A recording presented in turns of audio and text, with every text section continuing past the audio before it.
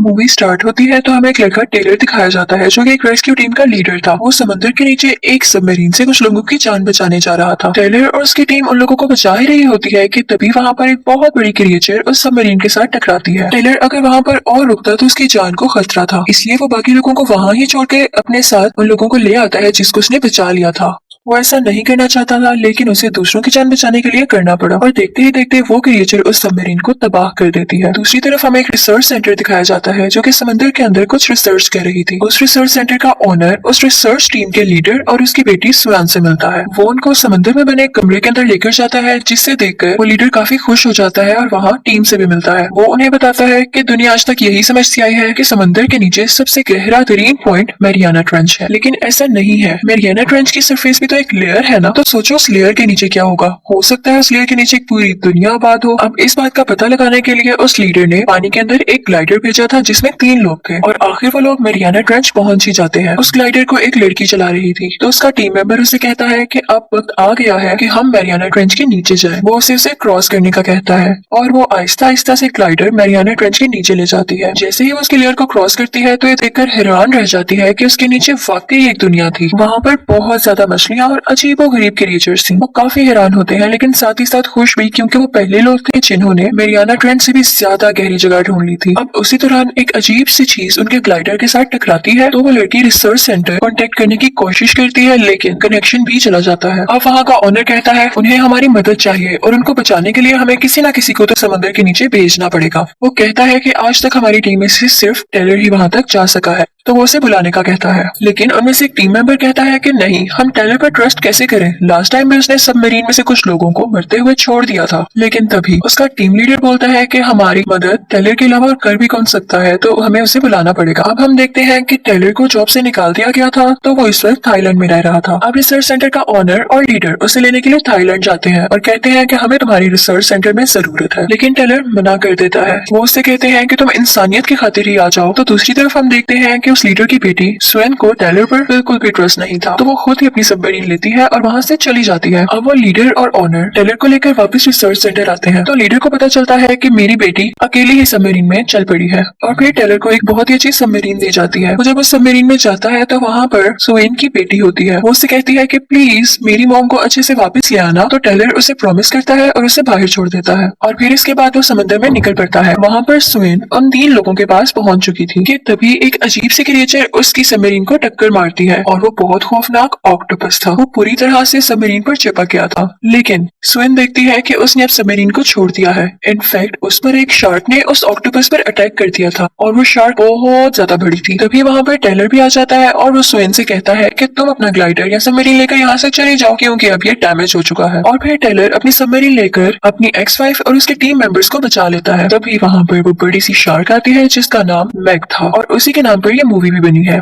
लेकिन उनका एक टीम मेंबर सबमरीन में आने से इनकार कर देता है कि मैं बच तो नहीं सकूंगा और तुम लोग भी मारे जाओगे, और वो खुद को ग्लाइडर में बंद कर लेता है कि तभी वो मैग शार्क उसकी तरफ बढ़ती है और उसे मार डालती है। अब सब लोग काफी अपसेट थे क्योंकि वो उसे बचा नहीं पाए थे। और फिर हम देखते हैं कि वो सेफली रिसर्च सेंटर तक पहुंच गए हैं। यहाँ पर ये लोग मैग के ऊपर रिसर्च करते हैं, तो इन्हें पता चलता है कि काफी लाख साल पहले मारी जा चुकी है, लेकिन इनमें से कुछ मैरियाना ट्रेंच के नीचे रह रही थी। ये इतनी बड़ी है कि एक साथ 3 शार्क्स को खा सकती है। अब ये लोग सोच रहे थे कि इस पर रिसर्च करना भी बहुत मुश्किल है क्योंकि ये बहुत खतरनाक है। फिर हम देखते हैं कि स्वेन की बेटी नीचे एक कमरे में जाती है जहाँ से समंदर साफ नजर आ रहा था। वो वहाँ पर खड़ी होती है कि अचानक से मैग शार्क वहाँ पर आ जाती है और उस पर अटैक करने की कोशिश करती है। वो अपने दांत वहाँ पर लगे हुए बुलेट प्रूफ शीशे में दे मारती है। वो शीशा तो नहीं टूटता, लेकिन उस पर उसके दांत के निशान लग जाते हैं। सब लोग उस बच्ची की चीख की आवाज सुनकर नीचे आते हैं और तभी वहाँ पर एक छोटी शार्क भी आती है, तो सब समझते हैं कि छोटी शार्क को देखकर ये बच्ची डर गई है। लेकिन तभी वो मैग शार्क भी आती है और उस छोटी शार्क को बहुत बुरी तरह से खा लेती है। अब क्योंकि मैरियाना ट्रेंच की लेयर खुल चुकी थी, तो ये नीचे से ऊपर आ चुकी थी और अब डर था कि ये इन लोगों पर अटैक कर सकती थी। फिर इन सबको न्यूज मिलती है कि यहाँ से कुछ मील दूर कुछ बोट्स पर अटैक हुआ है। ये सब लोग वहाँ पर जाकर देखते हैं तो मैग ने एक नहीं बल्कि 3 बोट्स पर अटैक किया होता है। रिसर्च सेंटर का लीडर कहता है कि हमें जल्दी कुछ करना होगा वरना ये हमें भी मार देगी। अब वो लोग डिस्कस करते हैं कि हम मैग को बेहोश करके एक केज में बंद कर देंगे, लेकिन टेलर कहता है कि वो इतनी ज्यादा बड़ी है कि किसी के काबू में नहीं आएगी, तो क्यों ना हम उस पर ट्रैकर लगा दें। तो सब लोग कहते हैं कि इस चीज के लिए हमें उसके करीब जाना होगा, कौन जाएगा उसके करीब। और टेलर इस चीज के लिए तैयार हो जाता है। तभी उसे गन दी जाती है जिससे उसने वो ट्रैकर मैक में शूट करना था। वो उसके करीब जा ही रहा होता है कि वो वहां से गायब हो जाती है, लेकिन वो गौर करता है तो उसे दूर से उसके फिन्स नजर आ रहे होते हैं। वो शूट करता है और ट्रैकर सक्सेसफुली उसमें लगा देता है। अब टेलर को वापस लाने के लिए उसकी रस्सी खींची जाती है जिससे थोड़ा शोर होता है, तो मैग ये सुनकर टेलर के पीछे चलने लगती है। यहाँ मैग उस पर हमला करने ही वाली होती है कि बाकी टीम मेंबर्स उसे जल्दी से बोट के अंदर खींच लेते हैं। अब ये लोग सोचते हैं कि जल्द से जल्द मैग को बेहोश करना होगा वरना ये तो बहुत तबाही मचाएगी। तो वो स्वेन को एक बहुत ही मजबूत शीशे से बने बॉक्स में लॉक करते हैं और बहुत ही मजबूत केबल से उसको अटैच कर देते हैं। अब स्वेन समंदर के नीचे जाती है और उसके पास एक पॉइजनस शॉट था जिसकी मदद से उसने मैग को बेहोश करना था। अब हम देखते हैं कि मैग उस बॉक्स को तोड़ने की बहुत कोशिश करती है लेकिन उससे वो बॉक्स नहीं टूटता, लेकिन अनलकीली यहाँ पर वो केबल टूट जाती है और मैग उस बॉक्स को अपने मुंह में ले लेती है। अब ये देखते ही टेलर भी समंदर में जाता है और स्वेन को उस बॉक्स में से निकाल लेता है। बाकी टीम मेंबर्स गोश्त के टुकड़े समंदर में फेंक रहे थे ताकि मैग उनकी तरफ अट्रैक्ट हो। जैसे ही मैग उन गोश्त के टुकड़ों की तरफ जाती है तो इस बात का फायदा उठाकर टेलर और स्वेन समंदर के ऊपर जाने लगते हैं, लेकिन मैग उनको देख लेती है और उन पर अटैक करने लगती है। लेकिन लकीली इन लोगों की जान बच जाती है और स्वेन फौरन से वो पॉइजनस सिरिंज उसके मुंह में फेंक देती है जिससे वो जहर पूरा का पूरा उसके मुंह में फैल जाता है और वो मर जाती है। फिर टेलर और स्वेन को भी पानी से निकाल लिया जाता है। अब मैग को भी ऊपर ले आया गया था। सब लोग काफी खुश थे कि उन्होंने मैग को मार लिया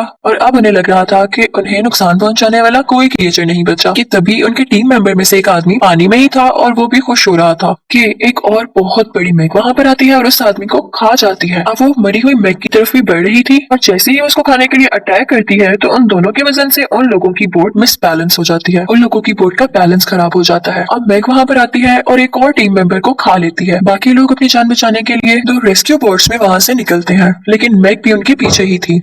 तभी वहां पर कुछ हेलीकॉप्टर्स आते हैं और वो मैग पर फायर करके उसे वहां से भगा देते हैं, लेकिन हम देखते हैं कि उस रिसर्च सेंटर का जो लीडर था वो काफी जख्मी हो चुका था और अनलकीली उनकी यहाँ पर डेथ हो जाती है। स्वेन अपने फादर की डेथ को लेकर काफी रोती है, बहुत परेशान होती है, लेकिन तभी टेलर वहां पर आता है और उसे समझाता है कि सब ठीक हो जाएगा। अब ये लोग रिसर्च सेंटर वापस आ चुके थे तो यहाँ का ऑनर इन्हें बताता है कि मैंने चाइनीज आर्मी को बुलाया है जो कि आकर मैग को मार देगी और आप सबको भी सेफ जगह पर छोड़ आएगी। वो कहता है कि मैं इस रिसर्च सेंटर को भी बंद कर दूंगा और इसी के साथ वो एक हेलीकॉप्टर में बैठता है और वहां से जाने लगता है। और तभी हमें पता चलता है कि वो झूठ बोल रहा था कि उसने चाइनीज आर्मी को बुलाया है। इनफैक्ट वो खुद ही मैग का मुकाबला करना चाहता था और उसके लिए उसने बहुत सारे एक्सप्लोसिव्स और टूल्स मंगवाए थे। अब हम देखते हैं कि वो लोग मैग पर एक बॉम्ब ब्लास्ट करते हैं जिसकी वजह से बहुत बड़ा एक्सप्लोजन होता है और वो देखते हैं कि गोश्त के बड़े बड़े टुकड़े पानी में फैल चुके हैं। तो वो ऑनर समझता है कि उसने मैग को मार डाला, तो वो बोट में बैठे बाकी रेस्क्यू मेंबर्स को ऑर्डर देता है कि उसके पास जाकर देखो कि क्या वाकई ये मैग है। पास जाने पर उनको पता चलता है कि ये मैग नहीं बल्कि एक बहुत बड़ी वेल थी। वो बोट से अनलकीली नीचे पानी में गिर जाता है।